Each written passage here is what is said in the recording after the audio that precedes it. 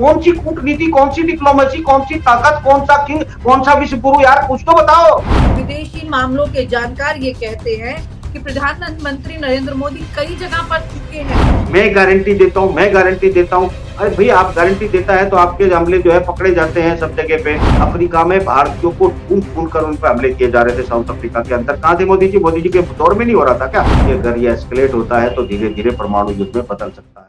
दोस्तों नमस्कार, मैं हूं विनीता यादव और एक बड़ी तस्वीर जो सामने निकल कर आ रही है, जब भारत में लोकसभा चुनाव हो रहे हैं उस वक्त में कैसे इजराइल और ईरान आमने सामने आकर खड़े हो गए हैं।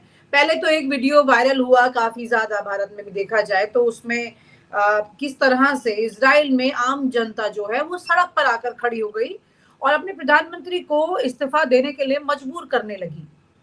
और जिस तरह से ईरान ने अटैक किया, क्या वाकई में और भी तस्वीर इससे बदल सकती है? क्योंकि प्रधानमंत्री नरेंद्र मोदी अपनी तमाम कूटनीतियों के साथ में पिछले कुछ सालों में कई देशों के साथ अपने रिश्ते उस तरह से बना पाए जैसा कि होना चाहिए था, वो पूरी तरह से नहीं हुआ। कई राजनीतिक विशेषज्ञ और कई विदेशी मामलों के जानकार ये कहते हैं कि प्रधानमंत्री नरेंद्र मोदी कई जगह पर चुके हैं, लेकिन इस वक्त पूरी दुनिया में जितने भी देश हैं और जिस तरह से उनकी गतिविधियां देखी जा रही हैं, उन सबको देखते हुए एक बड़ा सवाल ये जरूर उठता है कि आपको यहाँ एक एक कदम फूक फूक कर रखना होगा। हमारे साथ बात करने के लिए वाहिद जी जुड़े हैं, जो कि बहुत ज्यादा एक तरह से कहें कि हर इस मामले पर उनकी अच्छी कड़ी नजर रहती है और इसी पर चर्चा करते हैं उनके साथ।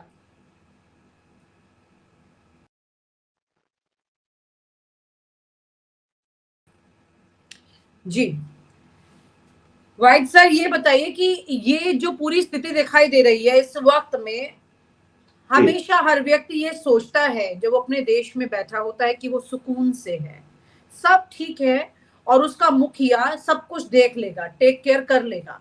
लेकिन अभी हमारे मुखिया तो पूरी तरह से चुनाव में व्यस्त हैं। आज उन्होंने घोषणा पत्र भी जारी किया है खुद जाकर। ऐसी स्थितियों में इत्मीनान से बैठना कितना सही है? और उससे भी बड़ा सवाल कि ईरान और इजराइल के बीच में जो तस्वीर अब सामने निकल कर आई है, इसमें भारत की स्थिति में दिखाई देता है। क्या वाकई में हम इत्मीनान से रह सकते हैं और हमारा कोई बड़ा रोल अभी नहीं है इसमें? पहले तो ये मैं सवाल करना चाहती हूँ क्योंकि ज्यादातर दर्शक भारत से हैं। विनीता जी, शुक्रिया। अगर मैं भारतीय कूटनीति को देखता हूं तो मीडिया में बड़ा प्रचार किया जाता है, बड़े बड़े दावे भी किए जाते हैं। ठीक है, सभी ये ऐसा होता है कि दुनिया की तमाम सरकारें, तमाम प्रेसिडेंट्स, प्रधानमंत्री या उनके प्रवक्ता या उनकी सिस्टम जो है वो अपनी जनता को सेटिस्फाई करने के लिए तरह तरह के बयानबाजियां जारी करता है, डॉक्यूमेंटेशन जारी करता है। वो सब एक कॉमन बात है। सवाल ये उठता है कि आप चुनावी फायदे उठाने के लिए कूटनीति को हमेशा खतरे की तरफ लेकर जाते हैं, जिसका हमें नुकसान होता है। एक तरफ जिस तरीके से अगर आप ईरान के मामले की बात करते हैं या फिर अब मैं पहले इजराइल की बात कर दूं कि हमने पिछले 9 साल तक लगातार इजराइल को अपना नियरेस्ट फ्रेंड बताने की कोशिश की है और अपनी तमाम सुरक्षाओं को, तमाम एनवायरमेंटल जो हम अचीव करना चाहते हैं एजेंडा 2030 के तहत, उन सब में इजराइल के एक अहम किरदार को हमने हमेशा हाईलाइट किया है। हमने बिलियंस ऑफ डॉलर जो है इजराइल को पे किए हैं कंसल्टेंसी में, चाहे वो हमारी सुरक्षा कंसल्टेंसी हो, कश्मीर की हमारी बाढ़ हो या फिर बड़ा हमारा मुद्दा रहा है इसमें। बड़ा मुद्दा रहा है।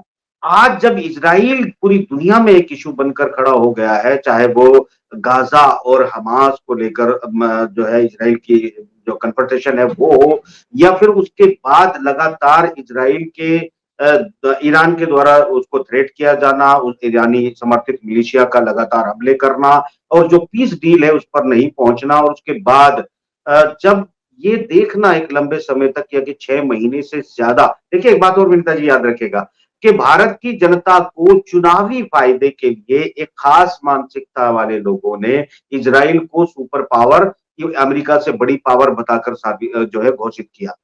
आप 40/20 का जो टुकड़ा है गाजा का, जिसे अगर आप चकोर कर दे तो 20/20 किलोमीटर का टुकड़ा है, उसमें 20,000 लड़ाके हैं। 6 महीने तक इजराइल अपने तमाम आधुनिक हथियार, तमाम चीजें, वो तमाम चीजों को लेकर जो है फेल साबित हुआ, अपने होस्टेज को नहीं छुड़ा पाया, अपनी जो उनकी सिक्योरिटी थी वो ब्रीच हुई, मोसाद फेलियर हुआ, सिनबेट फेलियर हुआ। ये सारे फेलियर के बावजूद जब हमारे पास 9 साल या 9 साल से पहले 50 साल और ये तम चीज जो हमने पब्लिश किया था चुनावी फायदों के लिए या एक खास तौर से हम अपने वोटर को इकट्ठा करने के लिए उनको एक भरोसा दिलाया था, जब वो भरोसा पूरी दुनिया में एक छोटा बच्चे की तरह साबित हो गया, तो आप उसका नाम लेना छोड़ देते हैं, आप उसका सहयोग छोड़ देते हैं। एक तो ये बात, दूसरी बात, हम आज भी हमारा ईरान के साथ एक बड़ा जो है वो व्यापार है। 200 $2217 मिलियन का हमने इस साल में भी अभी उनके साथ जो है इंपोर्ट किया है, खाली इंपोर्ट किया है उनके साथ में। उसके अलावा गल्फ के देशों के साथ हमारा ट्रेड है, ट्रेड डेफिसिट है, बहुत सारी चीजें हैं जिनके बगैर हम नहीं चल सकते। मगर इस पूरे वॉर में कहीं प्रधानमंत्री आपको नजर आते हैं? आपका एक मुख्यमंत्री है खट्टर, वो नजर आता है, योगी जी है वो नजर आते हैं, वो अपनी जो है लोगों को कहते हैं चलिए भर्ती हो जाइए, तुरंत इजराइल पहुंचिए, वहां आपको हम रोजगार दिलाएंगे और एक एडवर्टीजमेंट तक देते हैं।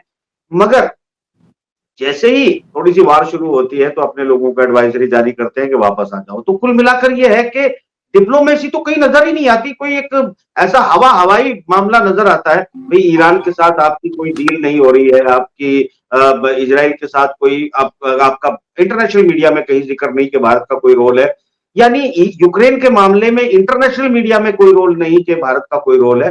फिर कहाँ है आप? क्या आपके बातें कर रहे हैं? बातें कर सकते हैं, वो आपका मुंह है, कुछ भी करें। हाँ, ये बात तो ठीक है, लेकिन एक बड़ा सवाल यहाँ पे ये बन जाता है जब आप जिक्र कर रहे हैं तमाम चीजों का, तो उस वक्त में तेल की अगर आप सप्लाई की बात कर रहे हैं कि उसमें काफी परेशानियां आ सकती हैं, ये सब चीजें होंगी। खैर, ये एक ऑब्वियस रिएक्शंस होते हैं तेल की सप्लाई वगैरह, लेकिन ईरान ने जिस तरह से इजराइल पर ड्रोन का अटैक किया, उसके बारे में मैं जानना चाह रही हूँ कि 200 ड्रोन के जो अटैक हुआ, वो एग्जैक्ट पिक्चर क्या है इसमें सर? क्योंकि इसमें पीछे भी एक नई कहानी निकल के आ रही है, कौन से ड्रोन है, क्या है इसमें, इंटरनेशनल लेवल पर किस तरह से पूरी ये स्टोरी क्रिएट हुई है जो फैक्चुअल है। जी, मैं कोशिश करता हूँ एक्सप्लेन करने की कि ये पूरा गेम क्या है। जी हाँ। देखिए, इजराइल जो है वो अमेरिकन खेमे को मजबूर कर रहा है कि वो आए और आने के बाद वो इजराइल को बचाए। उसको 6 महीने हो गए हैं लड़ते हुए और वो जीत नहीं पा रहा है, होस्टेज छुटा नहीं पा रहा है और हमास जो पीस डील है उस पर एग्री नहीं कर रहा है। ऐसे सूरत में विनीता जी यहाँ बहुत बड़ी स्थिति ये हो जाती है कि जो ईरान है, ईरान जब अमेरिका उसकी मदद को नहीं आता है तो मजबूरन इजराइल दमिश्क के अंदर, सीरिया के अंदर जो कॉन्सुलेट होता है, जो एम्बेसी है ईरान की, उस पर हमला कर देता है और 7 बड़े अधिकारियों को वहां पर मार देता है।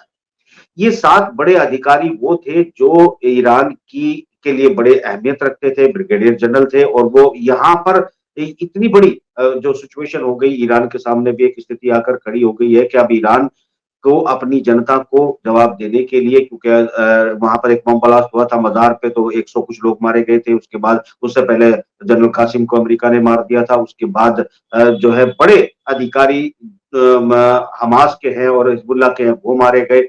और ईद के दिन देखिए, एक तो दमिश्क में हमला किया, उसके बाद ईद के दिन जो इस्माइल हानिया है, जो हमास का पॉलिटिकल चीफ है, उसके 3 बेटे 3 पोतों को ईद के दिन मार दिया इजराइल ने। उसके बाद ये सिचुएशन पैदा हो गई कि ईरान को मजबूरन हमला करना पड़ेगा और अगर ईरान हमला करेगा तो फिर इजराइल को बचाने के लिए ब्रिटेन, जर्मनी, अमेरिका, जो जो जिनका बेटा, प्यारा बेटा जो है इजराइल है, उन्हें बचाने वहां हर हाल में पहुंचना पड़ेगा, क्योंकि अपनी जबान में, अपनी ट्रीटी, अपने एग्रीमेंट में बार बार बाइडेन ने कहा है कि हम कंधे से कंधा मिला के इजराइल के साथ खड़े हैं, हम हर हाल में हर हद तक जाकर इजराइल को बचाएंगे, जो कि उन्होंने किया भी।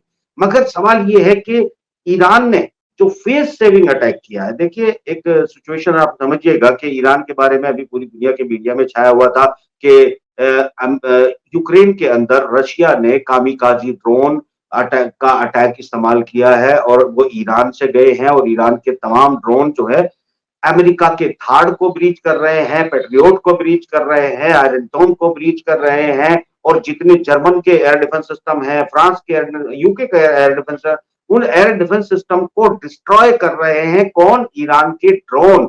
ये पूरी मीडिया में कल रात तक की स्टोरियां थी। स्टोरी के बावजूद अगर ईरान जो है 400 से ज्यादा मिसाइल, बैलिस्टिक मिसाइल और ड्रोन से हमला करता है और ये इनमें से इक्का दुक्का दूर दराज कहीं इजराइल में पहुंच पाता है, बाकी सारे के सारे जॉर्डन और इराक के आसमानों में रोक दिए जाते हैं।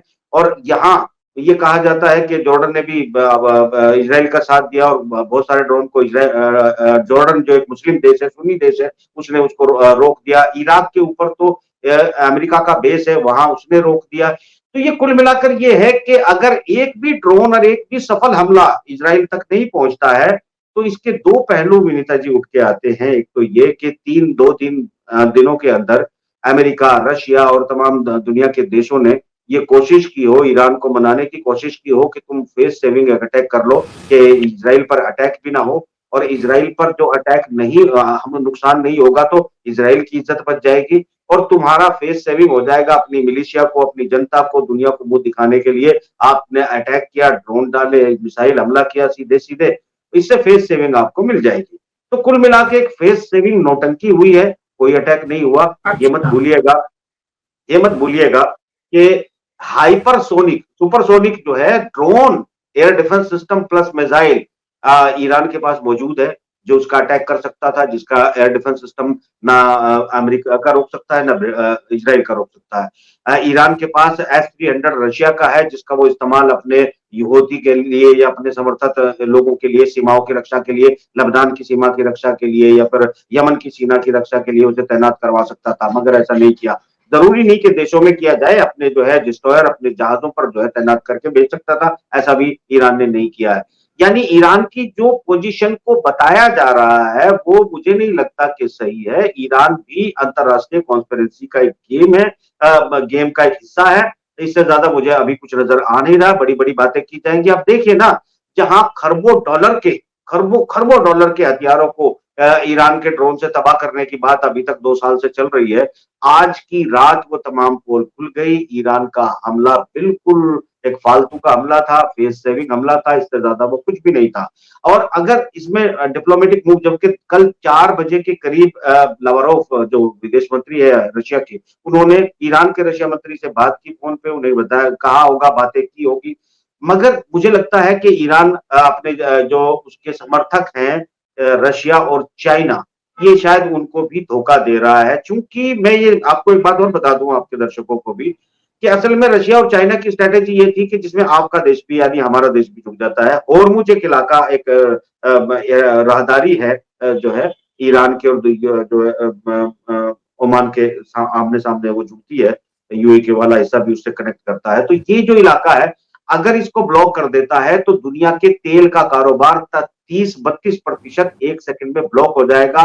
कल यहां पर भारतीय जो नागरिकता वाले इजराइल के जहाज पर जो पुर्तगाल का झंडा लगाए हुए थे होर्मुज में, ईरान ने उसको पकड़ लिया और पकड़ने के बाद हाँ। उस पे जो अमला है वो भारतीय है।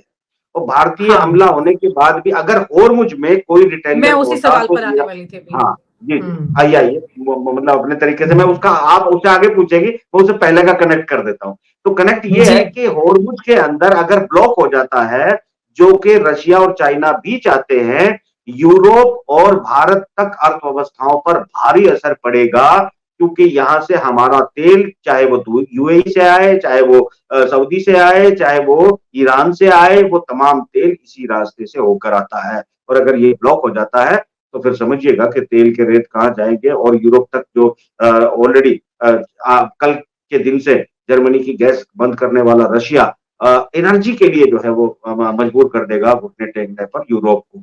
तो आगे क्या होता है इस गेम पर जरूर कुछ बात करेंगे। इसमें क्या पूछना चाह रही थी, जरा सवाल करें। भारत, क्योंकि वो जहाज जो है वो मुंबई आ रहा था, तो इस तरह से हमारी भी एक कूटनीतिक स्थिति यहाँ पर बनती है। और हाँ, पिछले कुछ दिनों में देखें तो एस जयशंकर जब इंटरव्यू दे रहे हैं मीडिया को चुनाव हुँ, से पहले, तो वो भारत जी, की तमाम कूटनीतिक की स्थितियां बता रहे हैं, कैसे भारत ने बहुत अच्छा काम किया कई चीजों में, ऐसा वो कह रहे हैं। लेकिन अगर हम श्रीलंका की भी बात करें, हाल ही की वो द्वीप के मामले की भी जी, बात करें, जी, तो जी, इन तमाम स्थितियों में मतलब जहां-जहां हम बहुत कंफर्टेबली कूटनीतिक स्थिति में जा सकते थे, वहां से उल्टा हमें घेराव में हम अपने आप को हमने पाया है। यहाँ तक कि केजरीवाल की अरेस्टिंग पर उसको बहुत बड़ा प्रोपेगेंडा या बहुत बड़ा मामला नहीं भी समझा जाए कि कैसे अमेरिका और जर्मनी ने इसमें हस्तक्षेप किया, लेकिन खबर आई। कूटनीतिक मामलों में खबर आना और जनता तक वो बात पहुंचना अपने आप में बहुत बड़ी बात होती है, क्योंकि कई मामले तो ऐसे होते हैं जो अंदर ही हो जाते हैं सॉल्व और ऊपर पता तक नहीं चलता है, कितनी सफाई से हर चीज मैनेज कर ली जाती है। अगर वो जी, चीज बाहर तक निकल कर आती है तो उसका इम्पैक्ट मतलब पूरा बनता है माहौल। अब आप जी, कनाडा की बात करें, श्रीलंका की बात करें और भी तमाम देशों की बात कर लीजिए, कई जगह ऐसी स्थितियां रही हैं। तो इस मामले में जो ये जहाज जा रहा था मुंबई, मैं ये जानना चाह रही हूँ बहुत ही स्ट्रेट सिंपल मेथड में कि ऐसे में भारत की क्या स्थिति बनती है और उन्हें इस पर क्या करना चाहिए था, और आपको क्या लगता है कि कितना स्टैंड किया इंडिया ने इसको लेकर? कुछ खबर उसमें नहीं आई है। देखिए, मैं आपको एक बात आपके दर्शकों को भी, अपने भारतीयों को भी मैं जो है क्लियर कर दूँ कि चुनावी फ़ायदे के लिए जिस तरह भारत की सफल कूटनीति और विदेशी रिश्ते और विदेशों में टंके की चर्चा की गई है, मेरे ख़्याल से इससे जनता को धोखा दिया जा रहा है, इससे ज़्यादा कुछ भी नहीं है। पहली बार ऐसी स्थिति देश के सामने आई है जब हमको एक छोटा-सा द्वीप है मालदीव हमारे जो है दक्षिण में, वो मालदीव तक, इंडिया हाँ। आउट हाँ, इंडिया आउट जैसे शब्दों का इस्तेमाल करता है और इंडिया को आउट कर देता है। उसके बाद बांग्लादेश जिसे बनवाने में हमारा एक अहम किरदार था, वो देश उसके यहाँ मुहिम खड़ी हो जाती है, हमारी खुफिया एजेंसियाँ क्या कर रही हैं, हमारी विदेशी रिलेशन जो पीआर सिस्टम है वो क्या कर रहा है, बांग्लादेश में इंडिया आउट की मुहिम शुरू हो जाती है। अब हमारा जो पूरा का पूरा एंटी नेपाल जिनका रोटी बेटी का रिश्ता हमारे साथ रहा है, वो लोग हमारे खिलाफ हो जाते हैं और हमारे एंटी फौज चाइना में भर्ती होना शुरू हो जाते हैं। यानी चारों तरफ जहां हमें शार्क टाइगर के नाम से जाना जाता था, हम इनके एक बुजुर्ग की तरह काम करते थे और ये सभी देश चाहे वो भूटान हो, नेपाल हो, श्रीलंका में जिस तरीके से हमारे डिस्प्यूट्स हैं, ये सारी अब कनाडा के साथ डिस्प्यूट हो रहे हैं, वो मतलब तनाव बढ़ता चला जा रहा है। ब्रिटेन हमारे खिलाफ लिख रहा है, अमेरिका हमारे खिलाफ लिख रहा है। पूरे देशों के अंदर चंद Gujarati, not find to be noted, सब सुन लें, पूरी दुनिया के अंदर चंद गुजराती मोदी जी के जो बुलाए जाते हैं उसमें इकट्ठे होते हैं और भारतीयों के बीच में बड़े इवेंट करके आप कहते हो कि दुनिया में डंका बज रहा है। अरे किस दिन आपने कोई गोरी चमड़ी वाला मोदी जी के जय के नारे लगाते देखा? किस दिन आपने देखा है कि पूरे किसी देश में तो छोड़ दीजिए, किसी छोटे से द्वीप पे भी किसी विदेशियों ने भारतीय आपने प्रधानमंत्री के बहुत लिए कोई इंपॉर्टेंट वेलकम बात किया बोली। है? आपने बहुत इंपॉर्टेंट बात बोली। आप ये कह रहे हैं कि विदेशों में जो गुजराती रह रहे हैं, वही जी। मोदी जी की ब्रांडिंग कर रहे हैं और विदेशों में मोदी जी का कोई इम्पैक्ट दिखाई नहीं दे रहा है उस लेवल पर? सबसे खतरनाक बात विनीता जी ये है कि भारत के रिश्ते खराब कर रहे हैं विदेशों में गुजराती, भारत के रिश्तों को दांव पर लगा रहे हैं गुजराती, गुजराती वहां पर जो माहौल क्रिएट कर रहे हैं, यानी अगर भारत में कोई हरा झंडा, अगर भारत में कोई हरा झंडा लेकर भी निकले जिसे पाकिस्तान का झंडा बताकर कैद में डाल दिया जाता है, इसी तरह कि अपने देश की अपनी इज्जतों को ध्यान में रखते हुए आज यूरोप के अंदर, कनाडा के अंदर, अमेरिका के अंदर जो लोगों में वहां की चिंता हो रही है भारतीय डायस्पोरा को कि ये लोग जरा जरा सी बात पे मोदी का इवेंट भारत में होता है, ये यहाँ पर लाल पीले झंडे लेकर निकल जाते हैं, यानी उनको खतरा महसूस होने लगा है और ये चंद गुजरातियों की देन है। आप सीधे समझिएगा, इसमें कोई भारतीय शामिल नहीं है, इसमें चंद गुजराती है। मैं जानता हूं उनको, भाई तुम्हारे इवेंट मैनेजर का काम भी जानते हैं, उनकी करतूत भी जानते हैं, जिस दिन आप हमसे पूछोगे सबूत भी आपके सामने पेश कर देंगे। तो ये जो आप भारतीय डायस्पोरा के लिए, भाई 300 साल से हमारे भारतीय, उसमें गुजराती भी सबसे ज्यादा है, पूरे अफ्रीका में रह रहे हैं, पूरे यूरोप में रह रहे हैं, सारी दुनिया में भारतीय डायस्पोरा जाता है। आप उनकी उनकी जिंदगी, उनके कारोबार को खतरे में डाल रहे हैं भारत में चुनाव जीतने के लिए। अरे भारत, ये ठीक है, ये ड्रामे आप कर सकते हैं, ये सारी चीजें आप कर सकते हैं। अब आप कहेंगे, देखिए दो बातें आपको बता दूं, भारत के लोग ये भी एक भारतीय डायस्पोरा ही है कि दुनिया की पूरी नेवल जितनी भी मर्चेंट नेवी है, उसमें ज़्यादा से ज़्यादा आपको भारतीय अमले मिलेंगे, जो है समुद्र में बोट चलाने के लिए, माल ढोने के, मालवाहक जहाज़ों के लिए। हमें इसके लिए पहले हमारे प्रधानमंत्री ने क्या नीति बनाई है कि जब इनको सोमालिया के इलाकों में, अफ्रीका के इलाकों में जब हमारे लोगों का अपहरण कर लिया जाता है, समुद्री डाकू पकड़ लेते हैं, फिर हम छुड़ाने उनको पहुंचते हैं, जबकि वो किसी दूसरे देश के जहाज पर नौकरी कर रहे होते हैं। जब वो आज भी दूसरे देश के जहाज पर नौकरी कर रहे हैं, तो ईरान ने उन्हें आपके साथ रिश्ते अच्छे हैं, चाबहार में आपका पैसा लग रहा है, आपका रशिया के साथ ट्रेड भी शुरू होने वाला है। अफगानिस्तान में अगर भारत के इंटरेस्ट को जिंदा रखना है तो उसके लिए हमारे लिए ईरान बहुत इंपॉर्टेंट फैक्टर है। ये तमाम बातें मैं जानता हूं कि भारतीय बेचारे भोले भाले दर्शक नहीं जानते, क्योंकि भारतीय जो टेलीविजन पर बैठने वाले या टेलीविजन चलाने वाले लोग हैं, वो तो पत्रकारिता की नर्सरी के स्टूडेंट है, वो चर्चा भी बेचारे नहीं कर सकते इस मुद्दे पे। मगर तुम तो देश की जनता को बेवकूफ मत बनाओ भाई, तुम इतना पागल तो मत बनाओ इस देश की जनता को कि तुम कह दोगे लो हमारी बड़ी कूटनीतिक जीत थी, हम चल जा रहे हैं और हम जो है विजय प्राप्त करके आ जाएंगे। जैसे आपने कहा यूक्रेन के अंदर मोदी जी का कितना बड़ा कमाल था कि हम अपने बच्चों को चुनाव में, इस चुनाव में आप इस्तेमाल कर रहे हैं, हम अपने बच्चों को जाके ले आए।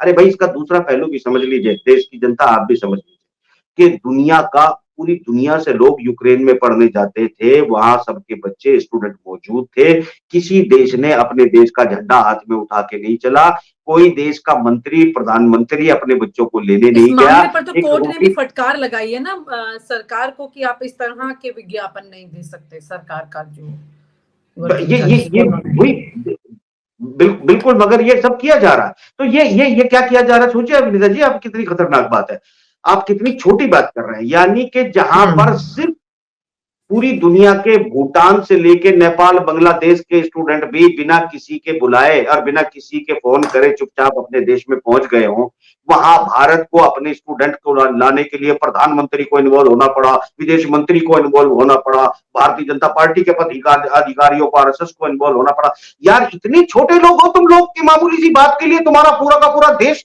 जो है लग गया, जिसके लिए बांग्लादेश और भूटान जैसे देशों की कोई एफर्ट भी नहीं करने पड़े, उनके बच्चे आ गए, पाकिस्तान के बच्चे आ गए, वहां किसी ने कोई खुशामद नहीं की। तुम कितने छोटे लोग हो कि तुमने पूरी की पूरी सरकार और पूरी की पूरी पार्टी जो है यूक्रेन के अंदर घुसेड़ दी, तब जाके तुम अपने बच्चे लेके आए। तो तुम इस देश को इतना छोटा मत करो, तुम छोटे हो, तुम छोटे हो, देश छोटा नहीं है, हमारा देश बहुत बड़ा है और हमारा बहुत सम्मान था, हम दुनिया में जो है निर्गुट रहते थे, आपने हमको गुट बना के खड़ा कर दिया।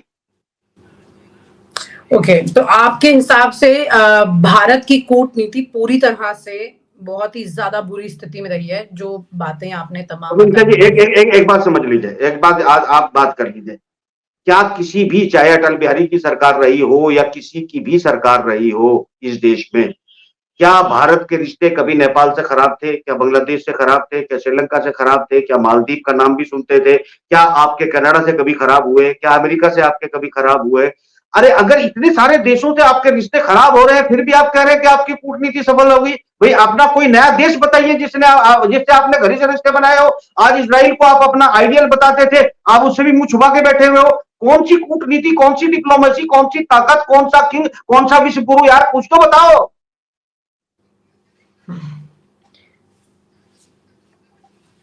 ईरान ने वाले मामले में अभी भारत ने ये कहा है, अभी उनकी प्रतिक्रिया आई है, उन्होंने ये कहा है कि ये मामला बहुत गंभीर है और भारत इस पर नजर बनाए हुए है और वहां के एम्बेसी के टच में है। ऐसी स्टेटमेंट्स का क्योंकि मुझे याद है जब इजराइल और गाजा की वॉर की बात थी तो कुछ दिनों तक भारत ने इंतजार किया था कोई भी अपना वक्तव्य देने को लेकर, तो बहुत सेफ हैंड जाने की कोशिश की थी। लेकिन इंटरनेशनल मैटर्स में इस तरह से कुछ इतना वेग होकर के इतने दिनों तक वेट करना और फिर बाद में अपनी प्रतिक्रिया देना, और अभी भी ये जो प्रतिक्रिया है इस कहीं पर आपको ये लगता है कि भारत एक बहुत क्लैरिटी के साथ चल रहा है, बहुत विजन क्लियर है कि इस मामले पर हमारा क्या स्टैंड होगा? अगर आप वो स्टैंड नहीं ले रहे हैं तो फिर किस तरह से आप उस चीज को पब्लिसाइज कर रहे हैं? ये भी एक बड़ा क्वेश्चन है। आपको लगता है कि क्या भारत की स्टेटमेंट्स बहुत क्लियर है या फिर वो कूटनीति का हिस्सा होती है कि आप बिल्कुल अंधेरे में रखिए, कुछ क्लियर मत कीजिए अपना स्टैंड? यही आपने लास्ट वर्ड बहुत सही बोला है। दरअसल जिसको ये कहा जा रहा है कि सबके साथ समन्वय करके चल रही है भारतीय कूटनीति, ये एक सबसे बड़ा झूठ है। और हर देश ये कहेगा क्योंकि वो कभी भी अंतर्राष्ट्रीय संबंध हमेशा के लिए जो है खराब नहीं होते और हमेशा के लिए अच्छे नहीं होते। और एक और बात है, अंतर्राष्ट्रीय रिलेशन में, कूटनीतिक रिलेशन में कभी भी किसी भी देश पर कोई भी भरोसा नहीं किया जाता।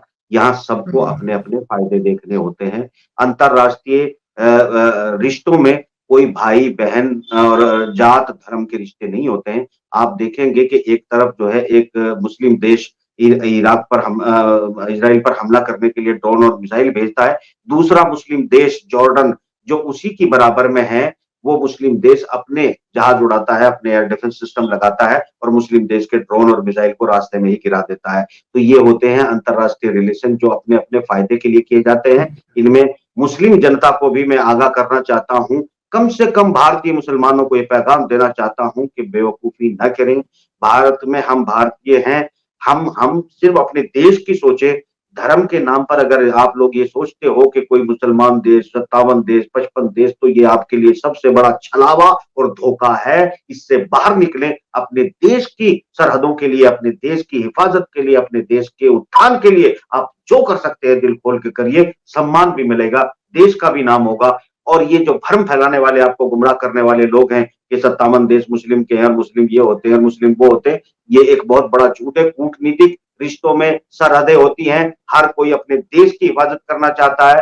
ठीक उसी तरह भारतीय जनता पार्टी भी धार्मिक आइडियोलॉजी या एंटी मुस्लिम या एंटी फला, एंटी ढिका, उसके आधार दुश्मन का दुश्मन दोस्त वाली जो कहानी भारतीय डिप्लोमेसी में आई है, ये मुझे लगता है डिप्लोमेटिक नर्सरी क्लास का भी जो सबसे छोटा बच्चा है, वो भी इससे ज़्यादा जानता है कि इसका कोई महत्व अंतर्राष्ट्रीय लेवल पर नहीं होता और जितने एक्सपर्ट बैठकर आइडियोलॉजी दुश्मन का दुश्मन दोस्त, ये पत्रकार जो कुछ ये कर रहे हैं ना विनीता जी, ये इस देश को तो धोखा दे ही रहे हैं। ये हमारी जनरेशन को अनएजुकेटेड कर रहे हैं, इन्हें पत्थरों के दौर की कहानी सुना रहे हैं।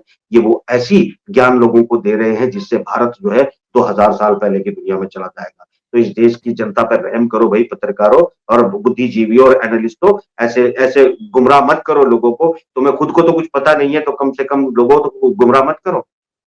बिल्कुल सही बात है। बहुत ज़रूरी है हर बात को तह तक समझना और उसकी सच्चाई जानकर फिर फैसला लेना। ये बहुत ज़्यादा ज़रूरी स्थिति होती है। थैंक यू सो मच अभय जी, आपने, क्योंकि ईरान और इज़राइल में क्या होगा, उसमें भारत क्या कर रहा है, या यूक्रेन और भारत का विनीता जी इसमें कोई रोल नहीं होने वाला है। बस इतना है क्योंकि हमारे इज़राइल से भी संबंध है, ईरान से भी है, सबसे संबंध है। छोटी-मोटी बातें अपना फेस सेविंग की होंगी, इससे ज़्यादा कुछ नहीं होगा। दूसरी बात, अभी कोई बड़ा हमला ईरान पर अगर इज़राइल करेगा तो फिर मजबूरन ईरान को कोई बड़ा हमला करना पड़ सकता है। मगर मुझे लगता है कि होर्मुज़ को ही रोकने की कोशिश की जाएगी और बड़ी युद्ध से इसलिए बचने की कोशिश की जाएगी कि अगर ये एस्केलेट होता है तो धीरे-धीरे परमाणु युद्ध में बदल सकता है। तो दुनिया को खतरे से बचाने के लिए सभी फरीक मिलके काम कर रहे हैं। क्या होता है देखना होगा। शुक्रिया मैंने आपको बीच में आपकी बात को टोका माफ नहीं, कीजिए। नहीं, आपने आपने आपने ठीक कहा। दरअसल यहाँ पर जो संकल्प पत्र भी आया है बीजेपी का, मैं जी, बात करते हुए उसका भी ज़िक्र आखिरी सवाल के साथ लेके चलना चाह रही हूँ कि जी। उन्होंने अपने भाषण में ये कहा है कि पूरे विश्व पर अनिश्चितता के बादल मंडरा रहे हैं, युद्ध की स्थिति है, दुनिया तनावपूर्ण है। संकट के जी, ऐसे समय में इन क्षेत्रों में रहने वाले भारतीयों की सुरक्षा करना हमारा फर्ज है। अब ये जो मामला इन्होंने यहाँ पर बोला, इसमें फिर मोदी की गारंटी यहाँ आ रही है कि कैसे वो सबकी रक्षा करेंगे। अब मैंने जैसे आपसे शुरू में कहा था कि चुनाव है यहाँ, चुनाव के वक्त में ये मामला भी उसके अंदर आ सकता है और इसका जिक्र आज उन्होंने सुबह बीजेपी कार्यालय में किया है। बता दो। तो ये जी, पॉइंट जी विनीता जी। पॉइंट ये ये कि क्या एक सिग्नेचर बार देखिए फिर क्या अब है। चुनाव का हिस्सा बनेगा ये?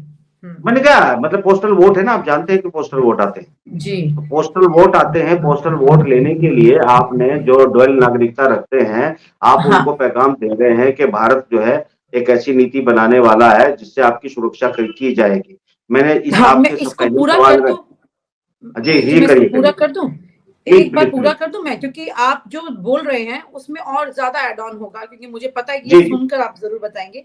उन्होंने ये कहा है कि जब दुनिया भर में इस तरह का तनाव हो तो पूर्ण बहुमत वाली एक मजबूत और स्थिर सरकार का होना भी ज़रूरी हो जाता है। एक ऐसी सरकार जो देश को आर्थिक रूप से समृद्ध बनाए, जो विदेश को विकसित भारत की और तेजी से ले जाए। बीजेपी इसके लिए दृढ़ संकल्पित है और बीजेपी का घोषणा पत्र फिर इसकी गारंटी देता है। अब आप अपनी बात प्लीज कीजिए। देखिए, ये एक देखिए सबसे बड़ी बात ये है कि 10 साल मोदी जी आपको मिले हैं। आप ये बता दीजिए इस देश की जनता को आपने कितने कुटीर उद्योग, लघु उद्योग और ऐसे जो 100% इजाद भारत की हो और वो माल भारत से बाहर विदेशों को उसकी जरूरत हो, एक का नाम बता दीजिए कि आप पूरी दुनिया में उस प्रोडक्ट की हमारी मांग आई है। भारत में हमने तमाम नीतियों के तहत ये उद्योग डेवलप किए हैं और इसकी जरूरत के बगैर पूरी दुनिया रुक जाएगी। जैसे ताइवान की अगर चिप इंडस्ट्री बंद हो जाए तो दुनिया में गाड़ियां बनना बंद हो जाती है। अगर ईरान जो चाइना है वो 17 रेयर अर्थ मिनरल बंद कर दे तो दुनिया की पूरी प्रोडक्शन रुक सकती है। जैसे अब रशिया और अमेरिका अगर बड़े हथियार उनके पास जो है ना हो तो आप जानते हैं कि दुनिया कुछ भी कर सकती है। तो ये एक चीज देख समझिएगा कि आप रफाल लाते हैं फ्रांस से और आप बोफोर्स लाते हैं फ्रांस से, आप तेजस बनाते हो रूस की मदद से और वहीं से इंजन और सारी चीजें लेके आते हो। ब्रह्मोस जो है आपकी मेक इन इंडिया के तहत बनाते हैं रशिया के साथ में। आप ये बताएं कि कोई एक अपनी अपने दम पर कोई चीज नहीं। आप याद रखिएगा, पॉइंट टू बी नोटेड, कि फ्रांस की दुनिया में खुद की कोई औकात नहीं है। डिप्लोमेटिक हैसियत उसकी क्या है सब जानते हैं। कोई वो बहुत सुपर पावर की गिनती में नहीं आता। उसके बनाए हुए हथियारों से हम सुपर पावर कैसे हो जाते हैं। ये देश को धोखा देना बंद करिए, लोगों में एक इच्छा पैदा करिए कि देश की जनता के युवा खड़े हों और युवा कुछ इजाद करें, देश को बिल्ड करें। ये प्रेरणा दीजिए। मैं गारंटी देता हूं, मैं गारंटी देता हूं। अरे भाई, आप गारंटी देता है तो आपके अमले जो है पकड़े जाते हैं सब जगह पे। आपको मैं वो खुलासे नहीं करना चाहता जो देश के हित में नहीं है, छोड़ दीजिएगा इन बातों को। ये मतलब देश की जनता को चुनावी धोखे। अब ये एक बात बताइए, अफ्रीका में क्या हुआ था? अफ्रीका में भारतीयों को ढूंढ ढूंढ कर उन पर हमले किए जा रहे थे। साउथ अफ्रीका के अंदर कहां थे मोदी जी? मोदी जी के दौर में नहीं हो रहा था क्या? बताइए मोदी जी ने क्या क्या कदम उठाया उनको जो है, जबकि वो 300 सालों से उनके पुरखे अफ्रीका में रह रहे थे। आज की तारीख में ब्रिटेन में ये जो सेंटेंस बोला है ना इस घोषणा पत्र में कि पूर्ण बहुमत की सरकार, दरअसल तमाम दुनिया के एनालिस्ट जो डिप्लोमेसी को जानते हैं वो ये कह रहे हैं कि अमेरिका और ब्रिटेन को अपने हित साधने के लिए थर्ड वर्ल्ड कंट्रीज में पूर्ण बहुमत की ताकतवर सरकार चाहिए जिससे वो अपने हित पूरे करवा सके और वहां की जनता उनके सामने आवाज ना उठा सके। तो ये जो मांग आप कर रहे हैं ना, ये आप ब्रिटेन की, अमेरिका की जो दुनिया पर राज करने की नीति है उसको बढ़ावा देने के लिए मांग रहे हैं। अच्छे लोकतंत्र के लिए विपक्ष का मजबूत होना बहुत जरूरी है, जनता की मुखर आवाज जरूरी है, दुनिया में फ्रीडम ऑफ स्पीच होना बहुत जरूरी है। लोगों को गुलाम बनाने की जो ख्वाहिशें हैं इनको बंद करिए और जनता भी, तुम्हें भी अकल आनी चाहिए कि ये जो अगर आप लोग पढ़ते रहे, आपके ये तथाकथित अनपढ़ पत्रकार जितने बैठे, कौन सा तक, फला तक, दिखा तक, ये कौन कौन बैठे हुए हैं, ये आपको समझाते तो आपको असलियत समझ में आती। आपको पता लग जाता घोषणा पत्र के अंदर जिस तरीके से उन्होंने कहा है कि एक ताकतवर आपको प्रधानमंत्री चाहिए। यही बात MI6, यही बात ब्रिटेन की ताकत, यही CIA, यही तमाम चीजें कह रहे हैं कि हमें दुनिया के अंदर जो हमारे कॉमनवेल्थ के साथी हैं उनमें ताकतवर जो है सरकार चाहिए ताकि वो हमारे इंटरेस्ट को पूरा कर सके और जनता उसका विरोध न कर सके। मेरे ख्याल से जवाब आपको मिल गया होगा विनीता। बिल्कुल जवाब मिल गया कि जहां पर वो अंतर्राष्ट्रीय रिश्तों की बात कर रहे हैं, पूर्ण बहुमत की सरकार की डेफिनेशन आपके मुताबिक और क्लैरिटी जो आपने दी है वो लोगों को एनालिसिस पे करना होगा, वो उन्हें समझने की जरूरत है। आपने तो अपनी बात कही है, वो उनको अब समझने की जरूरत है कि किस तरह से इन स्थितियों की गहराइयों को देखें। बहुत बहुत शुक्रिया आपका, क्योंकि ईरान और इजराइल के बीच में भारत उतना नहीं फंसा हुआ जितना उसको बेचने की चुनाव के दौरान तस्वीर दिखाई दे रही है, क्योंकि आज ये खबर आई और आज ही घोषणा पत्र में इसकी भी गारंटी ले ली गई है। तो जाहिर सी बात है कि ये सोचना जरूरी है कि क्या वाकई में हर चीज की गारंटी लेना जरूरी है या फिर उसे सही तरीके से हल करना जरूरी है, और वो आपकी ड्यूटी में और आपके एहसान में बहुत फर्क होता है, ये भी समझना जरूरी है। Thank you so much sir, thank you so much for joining. और आप हमसे जुड़े रहने के लिए सब्सक्राइब करें YouTube पर, फॉलो करें Twitter पर और लाइक करें Facebook पर। और ज्यादा जानकारी के लिए आपको टाइप करना होगा सिर्फ न्यूज़ नशा।